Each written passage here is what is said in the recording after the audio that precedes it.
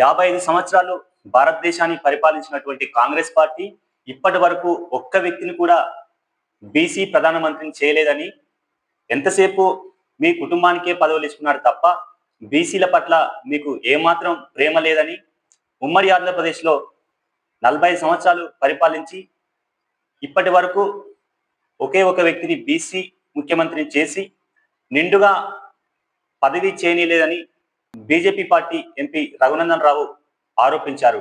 నిజంగా కాంగ్రెస్ పార్టీకి చిత్తశుద్ధి ఉంటే తెలంగాణలో పిసిసి అధ్యక్షుడైనటువంటి మహేష్ కుమార్ గౌడ్ గారిని సీఎంని చేయాలని ఆయన కోరారు.